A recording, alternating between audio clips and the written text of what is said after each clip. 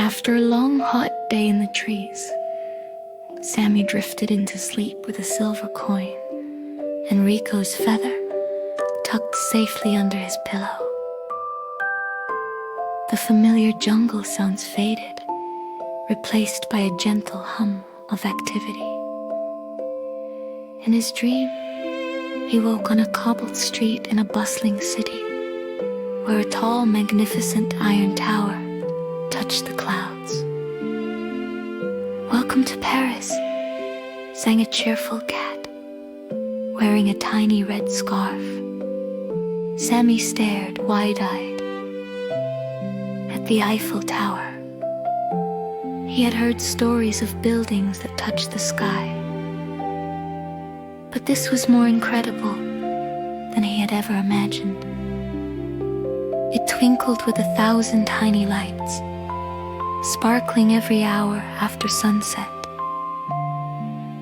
"I'm Mimi," the cat purred, her green eyes full of mischief. "You look a little lost. Follow me."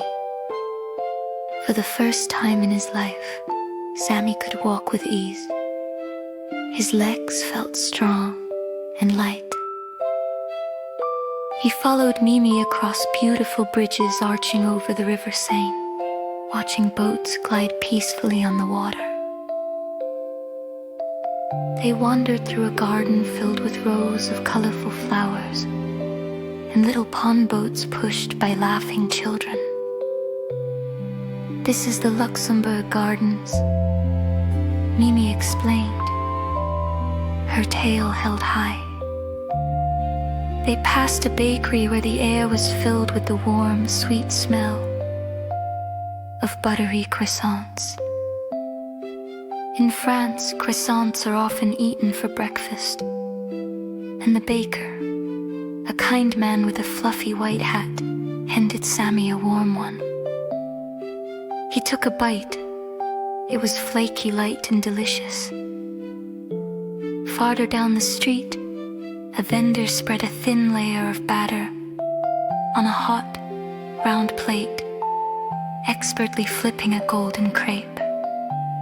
Crêpes are ultra-thin pancakes that can be filled with anything from jam to chocolate. Sammy chose one with honey, and he laughed with delight when the sweet, sticky honey dripped onto his paw. Mimi then led him to the Trocadero Gardens, a perfect spot where children ran freely and artists sat with their sketch pads, trying to capture the tower's beauty. They listened to a musician playing a delightful tune on an accordion, and Sammy found himself swaying to the cheerful music. As the sky turned a deep shade of twilight blue, they watched the Eiffel Tower sparkle once more. "Paris is magic," Sammy whispered, his heart full of happiness. Mimi nodded, curling up beside him. "And you are magic too. Sammy, you can do anything you set your mind to." At dawn, the beautiful dream of Paris began to fade. The music of the accordion softened, and the sparkling lights dissolved into the morning mist. Sammy awoke in his jungle nest, the sun warming his fur. He remembered the taste of honey and the sweet sound of the accordion. Was it all just a wonderful dream? He reached under his pillow, and next to the silver coin and the feather, his paw touched something new, a tiny paper Eiffel Tower charm. Sammy's eyes widened.